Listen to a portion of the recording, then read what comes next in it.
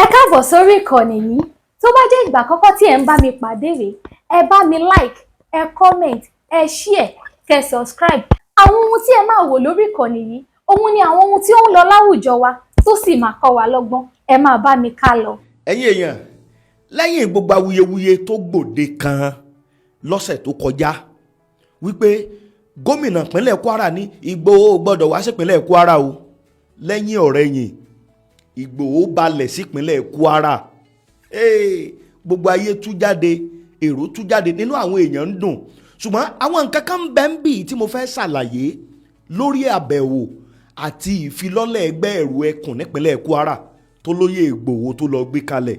Olóyè Igboho pèdè kan ó ní ìta ń sọ yìí ẹ̀yin aráàlú kìbá àjọ̀dọ̀ kìbá àjàgbàlagbà tó jẹ́ pé ẹ̀yin náà jẹ́ agbódegbà fáwọn báńdíìtì tí ń ṣọṣẹ́ láàrin ìlú, ẹ tètè torí omi ò ní gbẹ̀yìn kó tún gbà kókó inú ẹ̀ nípínlẹ̀ Kwara. Ẹ ti wo itú táwọn ẹranko yìí ti ń pa nípínlẹ̀ Kwara tipẹ́tipẹ́. Ṣùgbọ́n kí làwọn nǹkan tó ṣẹlẹ̀, kí làwọn ọ̀rọ̀ tó jáde, gbogbo ẹ̀ ní máa ṣàlàyé fẹ́yìn èèyàn wa. Ẹlẹ́ẹ̀kejì tí ń bẹ ń bì, ẹ̀yin èèyàn ṣé ẹ gbàgbé olórí Meyati Allah Bello Bódéjọ tí wọ́n wọ́ lọ kóòtù ní nǹkan bí ọjọ́ bíi mélòó sẹ́yìn, tí wọ́n ní bẹ́ẹ̀lì tí wọ́n fún kó lọ wá 2 billion wá àtàwọn èèyàn méjì ńláńlá nílùú Àbújá.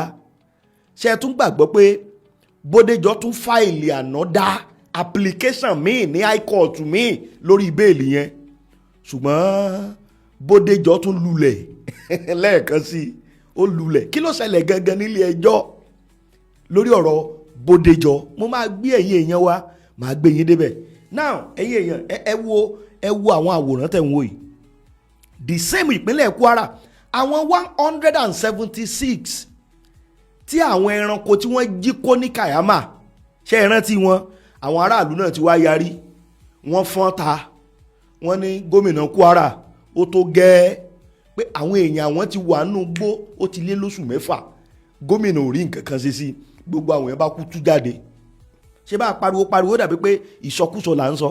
Àwọn akẹ́kọ̀ọ́ ti ẹ̀ sọ wọ́n ní olóṣèlú ní yín ní tó bá wù yín ẹ sọ, bó bá jẹ́ bí yín àbára yín ní ń bẹ lọ́gbà àwọn ẹranko yìí more than 6 months ẹ̀yin ò ní sọ̀rọ̀. Ṣùgbọ́n kí làwọn nǹkan míì tó tún ṣẹlẹ̀ lórí ìfẹ̀hónúhàn tó olómi gbígbóná táwọn èèyàn gbé jáde ní Kayama lónìí? Gbogbo ẹ̀ ni wọ́n ṣàlàyé fún ẹ̀yin èèyàn wa. Ẹ̀yin èèyàn tún wá wo eléyìí tó tún wá ń trend tó kọjá rádaràda, ó ní ti flyover ìyẹn bíríìjì tí wọ́n ṣe sílùú Òṣogbo Làmẹ́kò. Nǹkan ti dójú ẹ o. Kódà nírọ̀lẹ́ yìí lónìí mo rí alàgbà kan tó náà tó lóun fẹ́ lọ yẹ bíríìjì wò táwọn ẹ̀ṣọ́ aláàbò Àmọ̀tẹ́kùn tí wọ́n ní láyéláyé kò ní débẹ̀, tí wọ́n sá ń tì bí wọ́n ṣe ń tì síwájú ni wọ́n ń tù sẹ́yìn. Ṣùgbọ́n ẹ̀yin èèyàn, kí lè ro ọkàn yín, kí lẹ rí sọ̀rọ̀ yìí? Because ó ti dá oríṣiríṣi awuyewuye lẹ̀. Àìsàn iye ọ̀rọ̀ náà tó ti ń jáde tẹ́lẹ̀ pé àwọn project kan bẹ tí wọ́n ń ṣe tí ò fẹ́ fi gbogbo ara gbádùn o. Ṣùgbọ́n ti bíríìjì ń sìn ó wà obvious. Kí lẹ̀yin rí sọ sí? Eléyìí ló ń trend báyìí tó jẹ́ pé àwọn èèyàn sọ oríṣiríṣi ọ̀rọ̀. Ṣùgbọ́n ẹ jẹ́ sáré yànnàná àwọn nǹkan kan wọ̀nyí tó ṣẹlẹ̀ tá a rí kó wá fẹ́yìn èèyàn wa lónìí. Mo kí gbogbo ẹ̀yin olólùfẹ́ wa káàkiri gbogbo ibikíbi tí ẹ ti ń rí wa wò. Ìkànnì yín náà rí, ìkànnì wa Àràbà tẹlifíṣàn, níbi tí a ti ṣèlérí pé níjẹ́kẹ́ tí yín di sí gbogbo àwọn nǹkan tó ń ṣẹlẹ̀ káàkiri ìlú wa. Gbogbo ẹ̀yin agboolé wa, ẹ̀yin èèyàn wa lẹ́bí wa ń bí, mo kí yín o. Ẹ̀yin ojú tuntun náà sì rèé tó yẹ pé ìgbà kọ́kọ́ rèé tẹ́ lórí ọ̀fẹ́ láti mọ rí wa wò lórí ìkànnì Àràbà. Mo kí ẹ̀yin náà wípé ẹ káàbọ̀. Láì dé ìnà pẹnu, láì waste àkókò, ẹ jẹ́ ń bẹ̀rẹ̀ pẹ̀lú ọ̀rọ̀ olóyè Ìgbòho.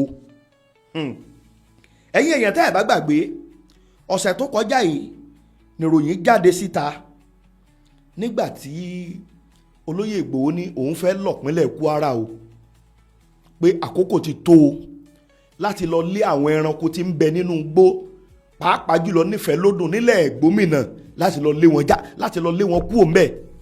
Torí tẹ́ ẹ bá wo tí ń ṣẹlẹ̀ ní gbogbo àwọn agbègbè yẹn, ẹ máa rí pé gbogbo àwọn ancestral land wa, àwọn ìlú àwọn baba ńlá wa làwọn ẹranko yìí ti wá, ni wọ́n ti lé ọ̀pọ̀lọpọ̀ àwọn èèyàn kúrò ńbẹ̀ tìlú ti dahoro. Eléyìí gangan ló wá mú kó lóye Ìgbòho náà wá wò pé ilé àwọn bàbá wa rèé ló ti ń dahoro lọ ìyá àgbọ̀dọ̀ dúró ká mọ́ wo ni wọ́n bá ní àwọn fẹ́ lọ sípínlẹ̀ Kwara o pàápàá jùlọ ní Ìfẹ́lódùn àti gbogbo àwọn ilẹ̀ Gómìnà níbi táwọn ẹranko báńdíìtì tí wọ́n wojú mọ́ ṣùgbọ́n ròyìn jáde síta. ẹ ǹlẹ́ o inú ilé ibi tẹ́ ti ń gbọ́ mi àkó ọjọ́ mẹ́ta ìyá gbogbo yín rèé o àwọn nǹkan oríṣiríṣi tá a mú wá ní ewé ń bẹ bíi tàtijọ́ o ní téèyàn bá wá òun ni ó rí o èèyàn sì mọ́ wáyé lèèyàn fi mọ́ ráyé ìwọ tó fẹ́ ṣàyẹ̀wò sọ̀rọ̀ ìgbésí ayé rẹ tó fi àbọ̀ dífá o fẹ́ ṣèbéèrè kan ọ̀rọ̀ rẹ rú ọ lójú ẹlòmíì èèwọ̀ rẹ̀ ni ó mọ̀ jẹ ẹ wò àwọn nǹkan oríṣiríṣi ní eléyìí fún ti cholesterol eléyìí ọṣẹ ẹ̀yọ́nú eléyìí ọṣẹ òkìkí eléyìí ọṣẹ ajé àwẹ̀ ríre ṣemí kó o kú ọṣẹ àtúndè nǹkan ẹ̀yọ́nú ìparẹ́ ẹ̀yọ́nú eléyìí fẹ́ni ó bá ní kọ́ kì bá jẹ́ kọ́ fèrè kò bá jẹ́ kọ́ tó ti pẹ́ kò bá já wùbí ikọ́ fèrè fún àlàyé kúnkún ẹ pè mí o kí n lè sọ nǹkan mi ń bẹ tá à ní rántí nǹkan pọ̀ nọ́mbà mi ní 08059856632 08059856632 080 lẹ́ẹ̀kan sí 59856632. wípé ìjọba Kwara ti sọ o wípé olóyè Ìgbòho gbọ́dọ̀ wá Kwara o pé àwọn ò fẹ́ rí ṣùgbọ́n lẹ́yìn gbogbo awuyewuye olóyè Ìgbòho gbàpínlẹ̀ Kwara lọ kódà àwọn ìlú tí wọ́n dé nípínlẹ̀ Kwara kì í ṣe méní kì í ṣe méjì kì í ṣe mẹ́ta àwọn fọ́nrán yẹn náà lẹ̀ ń wò yìí ẹ̀yin èèyàn wa gbogbo àwọn ibi tí olóyè Ìgbòho dé tẹ́ bá sì rí dìwé tí àwọn èèyàn ṣe tú jáde tínú àwọn èèyàn dùn láti kí Ìgbòho káàbọ̀ pé ẹni tá à ń wí dé ẹ rí i pé ó jẹ́ nǹkan tí àwọn aráàlú ti ń ṣe kíni tí wọ́n ti ń retí tẹ́lẹ̀tẹ́lẹ̀ now ṣùgbọ́n àwọn nǹkan kan tí mo fẹ́ ká wò ń bẹ̀ òun rèé ẹ rí i pé ìlú kan sí kejì lóyè Ìgbòho ń lọ tí wọ́n ń lọ sáwọn àárín ìlú tí wọ́n ń lọ sáwọn ààfin ọba tí wọ́n ń bá àwọn àgbààgbà ìlú sọ̀rọ̀ tó sì jẹ́ pé gbogbo àwọn àgbààgbà ìlú yìí ni wọ́n ṣe kíni ni wọ́n fi àtìlẹ́yìn wọn hàn fún Ìgbòho tẹ́ ẹ bá gbàgbé ara tá à ń sọ náà rèé àwọn tí wọ́n ti kó ní kàámà wóró látijọ́ yìí wọ́n sì ń bẹ níbi tí wọ́n wà now ṣùgbọ́n nígbà tó lóyè Ìgbòho ń sọ̀rọ̀ olóyè Ìgbòho pe àwọn èdè kan ẹ mọ̀ pé tí ò bá lọ́wọ́ olè lẹ́nu olè ta òkàn lé wá kó wá ró lè jà tẹ́ ẹ bá sì gbàgbé àwọn ìṣẹ̀lẹ̀ kan ti ṣẹlẹ̀ sẹ́yìn nípínlẹ̀ Kwara níbi tí wọ́n ti pa àwọn alágbára kan jagun ń bẹ lára wọn ẹ̀yin èèyàn tẹ́ ẹ bá gbàgbé àtìgbà tí wọ́n ti pa jagun ni wàhálà ti ṣẹlẹ̀ ló ti di pé àwọn ẹranko ìráàyè wọlé ságbègbè yẹn náà olóyè Ìgbòho wá pe àwọn èdè kan wípé gbogbo ẹ̀yin aráàlú náà tó jẹ́ wípé one way or the other ẹjọ́ lẹ̀dí àpò pọ̀ máwọn báńdíìtì ẹranko Fúlàní yìí tí wọ́n wá ń lé àwọn èèyàn wa kúò tí wọ́n wá ń jí àwọn èèyàn wa gbé gbowó lọ́wọ́ wọn wípé gbogbo ẹ̀yin èèyàn yẹn kí wọ́n tètè ṣe kíni ìgbé àfẹ́wé torí ò bá àjọmọ Yorùbá tọ́wọ́ bá tẹ̀ ọ́ wípé ìwọ náà jẹ́ kan nínú àwọn agbódegbà ẹ rí i pé mo pèdè kan lẹ́ẹ̀kan wípé ó lè ta òkàn lé déédéé wọlé kó wá máa túlé ó láwọn olè ilé kan tí wọ́n ti ṣe kíni tí wọ́n ti fún olè ta lọ́wọ́ kó lè ta tó lè wàá sọ̀ sí ìdí inú ilé olóyè Ìgbòho já àwọn ohun yẹn lẹ̀ wípé gbogbo ẹ̀yin agbódegbà tó jẹ́ pé ọmọ ìlú lẹ́yìn náà Yorùbá ni yín ṣùgbọ́n torí ìjẹkújẹ ṣùgbọ́n torí ìwọ ọ̀bìà torí ẹ̀mí burúkú tí ń gbénu yín ẹ̀ ń ta àwọn ọ̀ràn yín fáwọn àjòjì Ìgbòho já wọn wọ́n ni ṣé wá rí ibi tí ọ̀rọ̀ ìrú ẹkùn yìí tó fi dáre o ẹ rí wípé gbogbo operation tí wọ́n ń lọ gbogbo ibi tí wọ́n ti lọ ń ṣiṣẹ́ pẹ̀lú àwọn ọlọ́pàá special team láti ìlú Àbújá tí IGP Dìísù tí wọ́n ní kàn máa ṣiṣẹ́ papọ̀ ni wọ́n jọ ń ṣiṣẹ́ now kí leléyìí túmọ̀ sí eléyìí túmọ̀ sí wípé ìrú ẹkùn yìí ó ní àtìlẹ́yìn ìjọba nínú kì í kàn ṣe pé olóyè Ìgbòho ní ń dá ọwọ́ wú bẹ́ẹ̀ ni a dẹ̀ ti rí àwọn iṣẹ́ kan táwọn ìrú ẹkùn yìí tí wọ́n ti ṣe torí ẹ̀ ló ṣe dùn mí gbogbo àwọn táwọn náà ń kọ lẹ́tà káàkiri wọ́n sì ń dúró gbogbo àwọn ẹ rí i pé mo ti ṣe àwọn ètò kan tí mo ti sọ kì bá jẹ́ ìrù ẹkùn ni, kì bá jẹ́ Àgbẹ̀kọ̀yà ni, kì bá jẹ́ OPC ni, kì bá jẹ́ ọlọ́dẹ ìbílẹ̀ ni, gbogbo ẹnikẹ́ni tó bá ní ṣe pẹ̀lú ọ̀rọ̀ ètò ààbò in tó yẹ kó jẹ gbogbo wa lógún ni bá a ṣe sì kí àwọn ìlú wa tá a máa lé àwọn ẹranko yìí jáde kúrò ní igbó. A gbọ́dọ̀ fi ṣe ọ̀rọ̀ pé ká wá sọ gbogbo ẹ̀ dòṣèlú, ká wá gbé gbogbo ẹ̀ lórí ọ̀rọ̀ owó, kó jẹ́ pé owó gangan ni ó jọba lẹ́mìí wa ju àwọn ìran àti àwọn èèyàn wa lọ. Ṣùgbọ́n agbóṣùbà káre fọlọ́yè Ìgbòho fún gbèsè takuntakun tí wọ́n ń gbé yìí. Àdúrà wa fọlọ́yè Ìgbòho ni wípé Ọlọ́run mọ̀ fún wọn ṣe.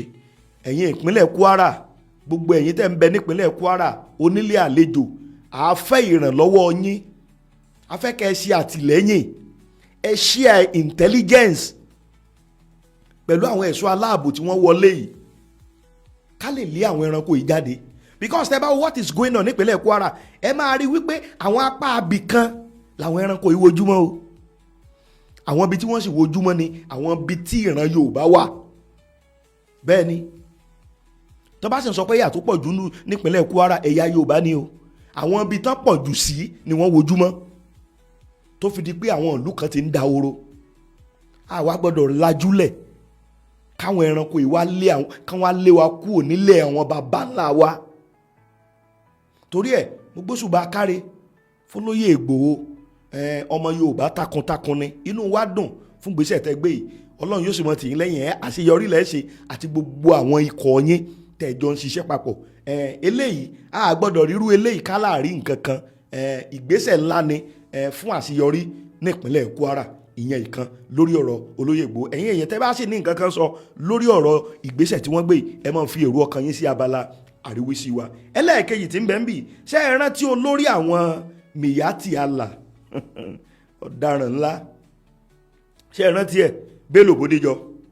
Now ẹ má gbàgbé pé ó ń jẹ́jọ́ ẹjọ́ tó ń jẹ́ lọ́wọ́ lórí tí àjọ EFCC gbé lọ ilé ẹjọ́ fún òun ló ní í ṣe pẹ̀lú ọ̀rọ̀ laundry of money. ẹ kú dédé àsìkò yìí, orúkọ mi ni Balógun Kúyẹ̀, gbajúgbajà ìlúmọ̀ọ́ká oníṣègùn ìbílẹ̀ ni mí. Ẹ̀yin ọkùnrin o, ẹ súnmọ́ bí, ọkùnrin nìkan ni mò ń tọ́jú. Èyíkéyìí ìṣòro tẹ́ bá ń dojúkọ, mo ti kógun ìbílẹ̀ wá láti Jẹ̀bú, àwọn òògùn ìbílẹ̀ tó jiná dẹnu, kíá nìṣòro máa fi ọ́ sílẹ̀. Ẹ̀yin ọkùnrin tẹ́ ẹ lè náwó yá náwó dẹ̀, tó jẹ́ wípé ṣe ẹ̀kan sùn lẹ́yìn, àbẹ́yìn tó jẹ́ wípé nǹkan ọmọkùnrin yóò kì í gbéra àfi tí wọ́n bá fọwọ́ pa á títí tán bá fọwọ́ gbé ijó. Bí wọ́n bá ń la ìṣòro yìí kọjá, nọ́mbà mi ni kó o pè sí báyìí 081 00 790928. gbogbo ẹ̀yin ọkùnrin tó yẹ pé ògidì jẹ̀dí ló ń bá yín jà tẹ́ ẹ lè dúró dáadáa. bọ́mọkùnrin mi bá ti dúró bí ìṣẹ́jú mélòó yóò wá máa wábi tó fẹ̀yìntì, ẹsẹ̀ ti ń rónú, ẹ̀yìn ti ń dùn, yóò wá sọ di ọ̀lẹ pátápátá. má jẹ́ kó lólùfẹ́ rẹ ó jáde síta. ẹ̀yin ọkùnrin tí nǹkan ọmọkùnrin yín kéré jọjọ orí yín lọ, èwo ni pé kọ́mọkùnrin pógójì ọdún kí nǹkan ọmọkùnrin tó wà lábẹ́ wá dàbí tọmọ ọdún mẹ́wàá. ẹ̀yin ọkùnrin tẹ́ẹ̀rí tọ̀tọ̀ ìfá àtẹ̀tẹ̀ tí ń lo rọ́bà, ẹ tètè pè mí láàrin ọjọ́ mẹ́wàá, ìyàtọ̀ máa dé bá yín. gbogbo ẹ̀yin ọmọkùnrin tí high blood pressure àti ìtọ̀ ṣúgà ń bá fínra, tó jẹ́ pé oògùn tẹ́ ń lò gan kò jẹ́ kí nǹkan ọmọkùnrin yóò lè ṣiṣẹ́ dáadáa, ó yá ẹ tètè kàn sí mi. ẹ̀yin ọkùnrin tẹ́ kì í rí tọ̀ọ̀tọ̀ àbẹ́ máa ń tọ̀ látọ̀jù, ẹ kàn sí mi ní kíá. gbogbo ìlú tẹ́ bá wà káàkiri àgbáyé ni mo lè fi oògùn ìbílẹ̀ mi ránṣẹ́ sí, tí ó sì tẹ̀ yín lọ́wọ́. pè sórí nọ́mbà yìí báyìí 081 00 790928. ẹ jẹ́ n tún mú lẹ́ẹ̀kan sí 081 00 790928. aṣoríire o. Gbàgbé pé àwọn ẹ̀sùn míì sì wà nílẹ̀ tó ní í ṣe pẹ̀lú ọ̀rọ̀ wípé ń fowó ṣàtìlẹ́yìn fáwọn èsì òkọkú. ṣùgbọ́n mo ti sọ síwájú tẹ́lẹ̀ pé àjọ EFCC wọn ò lágbára láti gbé èèyàn lọ ilé ẹjọ́ lórí pé èèyàn ń fowó ṣàtìlẹ́yìn fèsì òkọkú. àwọn àjọ DSS ló máa ṣe yẹn. ṣùgbọ́n èyí tó kan àjọ EFCC ni wọ́n ń ṣe lọ́wọ́ yìí lórí ọ̀rọ̀ owó bàǹtàbàǹtà $2 million tí wọ́n ní ohun Bello Bódéjọ àtàwọn accountant general kan, commissioner of finance kan ní Bauchi tí wọ́n jọ ń ṣí ẹ pẹ̀lú ra wọn. bí wọ́n ṣe ń sẹ́ndì $100,000 ni wọ́n ń sẹ́ndì $200,000 ni wọ́n ń sẹ́ndì $500,000, kódà wọ́n sẹ́ndì $700,000 lọ́jọ́ kan. kì í wá ṣe pé wọ́n sẹ́ndì ẹ̀ káàṣì báyìí ni wọ́n ń gbélé lọ́wọ́ báṣibáṣi. ọ̀rọ̀ yìí ni wọ́n fi gbé olórí Miyati Allah tó lóun fẹ́ ṣe sẹ́nétọ̀, ṣe é rántí. now ẹjọ́ yẹn ti wà l'Àbújá nílé ẹjọ́ ní nǹkan bí ọjọ́ bíi mélòó yìí lọ́sẹ̀ tó kọjá yìí. nílé ẹjọ́ ni wọ́n gbé ìdájọ́ kalẹ̀ lórí wípé ó ní òun fẹ́ wá máa tàtílé jẹ́jọ́ adájọ́ tó sì jókòó lórí ẹjọ́ ó ní kó lọ wá 2 billion wá àtàwọn èèyàn méjì, èèyàn kan tó nílẹ̀ l'Àbújá àti èèyàn kan tó jẹ́ òṣìṣẹ́ ìjọba ọ̀gá. ẹni tó wá nílẹ̀ yẹn wọ́n ní property yẹn dúkìá tó máa ní yìí ó gbọ́dọ̀ wọ́ọ̀tì 2 billion iye tí wọ́n ní àbí Bello Bódéjọ kó náà kó lẹ̀. ṣùgbọ́n tó wá yani lẹ́nu lónìí ni wípé Bódéjọ tún gbalé ẹjọ́ míì lọ lórí ọ̀rọ̀ bẹ́ẹ̀lì. wàá mọ̀ tó sọ agbẹjọ́rò rẹ̀ ní ibo làwọn ó ti rí 2 billion, ibo làwọn ó ti rí èèyàn tó ní 2 billion, ibo làwọn ó ti rí ọ̀gá pátápátá tí yóò dúró fún Bello Bódéjọ nílùú Àbújá ni wọ́n bá ń bẹ̀lé ẹjọ́.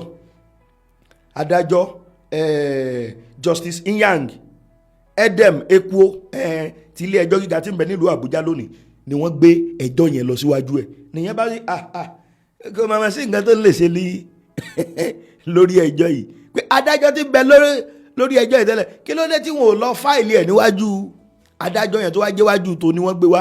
wọ́n ṣàrò ẹjọ́ yẹn lọ wọ́n rò sẹ́yìn. ẹni tó jẹ́ agbẹjọ́rò fún Bello Bódéjọ ló bá ń bẹ ilé ẹjọ́ wípé ilé ẹjọ́ ẹjọ́ ẹ dákun owó tí ìyẹn agbẹjọ́rò lọ́ọ̀yà M.E. Sheriff ni o ló ń bẹ ilé ẹjọ́ pé nǹkan tí ilé ẹjọ́ ní káwọn ẹ̀pọ̀ tó pọ̀ jù bó làwọn ó ti kàn wípé kí wọ́n bá wọn reduce bẹ́ẹ̀lì yẹn sí 300 million pé kó sì jẹ́ èèyàn kan ni ó jẹ́ onídùúró.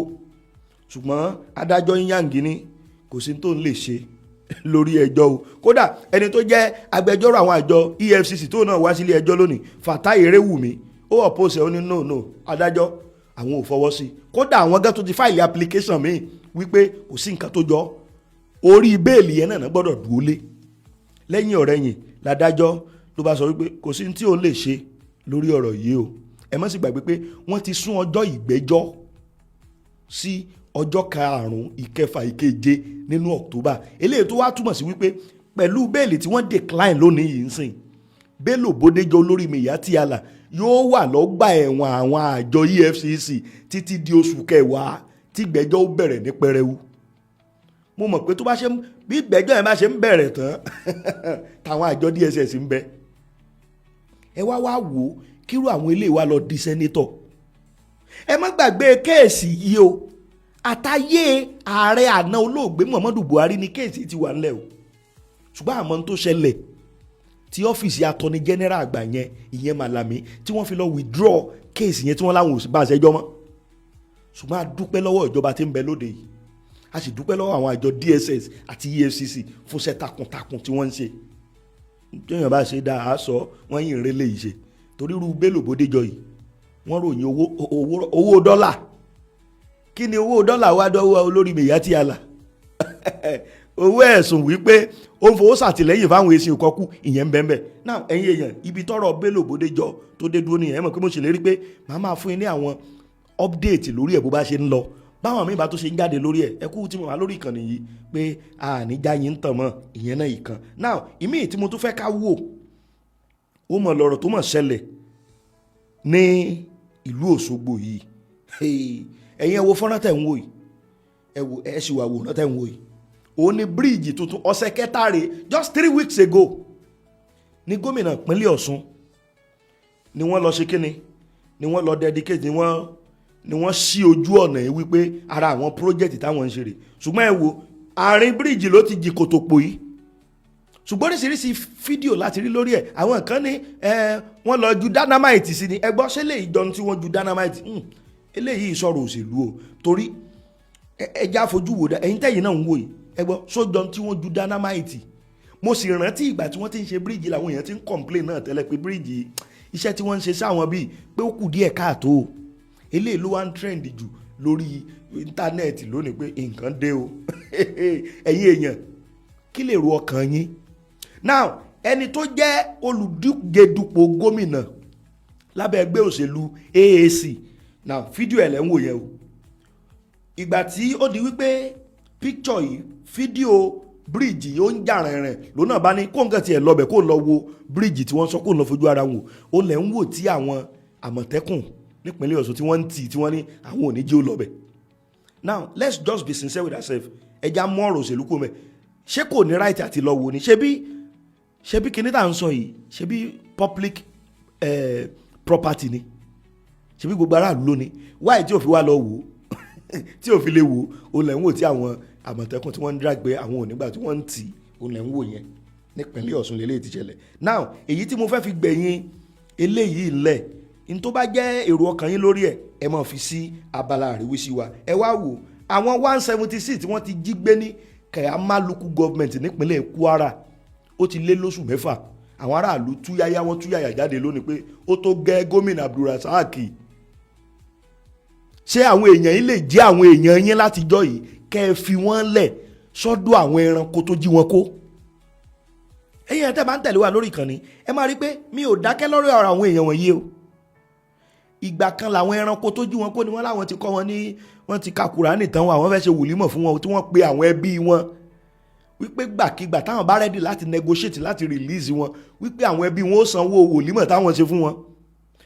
now ó ti wá sú aráàlú sìn òun náà lẹ́wọ̀n wọ̀nyí tí wọ́n tú jáde ẹ wò bí wọ́n ṣe tú jáde hàn gangan lónìí nìyẹn. ẹ rí i pé máa ń béèrè kan pé ṣé ìjọba ń bẹ ń Kwara because báwo náà ṣe máa jí àwọn èèyàn yín kó for that long kí tèkìtì ẹ̀dá oníyàn tó ṣẹlẹ̀ níta àwọn Kayama yìí ti ṣẹlẹ̀ o tí gọ́vnà dẹ̀ dákẹ́ tí ò sí gbèsè kankan tí wọ́n gbé lórí ẹ̀ tó fi wá di wípé wọ́n ti sún àwọn èèyàn dé góńgó ọrùn káwọn èèyàn tó wá tú jáde lénìí. ẹ̀yẹn wo àwọn tí wọ́n jí kó ní Southern Kaduna ni wọ́n ń sọ lẹ́nu pé àwọn 8 ti kú láàrin wọn àtàwọn ọmọ kéékèèké 2. kí la mọ̀ tó ti ṣẹlẹ̀ sáwọn èèyàn wọ̀nyí ṣé ìjẹta àbí ìjẹrin kọ́ mò ń sọ fún yín pé àwọn ẹranko yìí tó jáde ta wípé tíjọba Kwara tí ò bá tètè wá negotiate pẹ̀lú àwọn láti káwọn release àwọn èèyàn yìí pé àwọn ó ṣe kíni àwọn ó ràn gbogbo wọn lọ sáájú ilé ọ̀run. so yẹ kó dé level yìí mo sọ náà pé ṣé ìjọba ò lè lọ lẹ̀ dí àpò pọ̀ mọ́jọba àpapọ̀ ni kí wọ́n mọ bí wọ́n ṣe gbà àwọn èèyàn wọ̀nyí kalẹ̀. the only thing tí wọ́n ń ronú ń Kwara báyà àgàgà wọn tán láwọn ń ṣe ìjọba ń Kwara yẹn òun lẹ̀ election gọ́vnà tí ò tí ì ṣe gọ́vnà tó parí tán tó tún du bí ó ṣe lọ sí sẹ́nẹ̀tì just look at it. àwọn èèyàn wọn ni wọ́n jí gbé wọn àti ìrí solution sí wọ́n tún ti ń di sẹ́nẹ̀tì. ẹ̀yin ará Kwara ṣe bẹ́ẹ̀ rí gbogbo alájúlẹ̀ báyìí àwọn kan ni wọ́n ti kó more than 6 months just look at it ṣé ìjọba wà mẹ́yẹ. ẹ̀yin èèyàn àwọn ilé ni mo rí mo wò pé àtúngbọ̀rọ̀ rí lè ká mọ̀ dákẹ́ wọ́n ti fa àwọn ẹ̀dá oníyọ̀ ọ̀lẹ̀ wọ́n ti gba tàwọn Ọ̀yọ́ ọ̀lẹ̀ ti Kwara yìí náà ni. ẹ wò bí wọ́n ṣe ń kọlu gbogbo àwọn ibi táwọn Yorùbá wà tó ní Kwara kí ni láríjà kan tí gómìnà Kwara rí ṣe sí. but thank God pé ìjọba àpapọ̀ wọ́n ti approve battalion whatever kan sí àwọn area àbí táwọn ẹranko yìí tí wọ́n ti ń ṣọṣẹ́. mo sì lérò pé pẹ̀lú àjọṣepọ̀ ìrú ẹkùn mọ́ gbogbo ẹ̀ àáfẹ̀yìn àwọn ẹranko yìí janlẹ̀ àfi wọ́n janlẹ̀ nílẹ̀ gómìnà láṣẹ Èdùmàrè. ẹ̀yin èèyàn wa eléyìí ni mo rí tí mo pé kí n tún fi tó ẹ̀yin èèyàn wa létí o gẹ́gẹ́ bí ìlérí ta ṣe pé àní jẹ́ kí tí yín ó di sáwọn nǹkan tó bá ń ṣẹlẹ̀ káàkiri àwọn ìlú wa bàbá tó ti ráwọn nǹkan míì ẹ̀kú ti mọ̀ wá àtúnmú wá láti jẹ́ kẹ́ ẹ mọ̀ nípa ẹ̀ bó bá ṣe ń lọ bí tá a rí mọ́ rè ẹ ṣeun o tẹ̀ ń wò.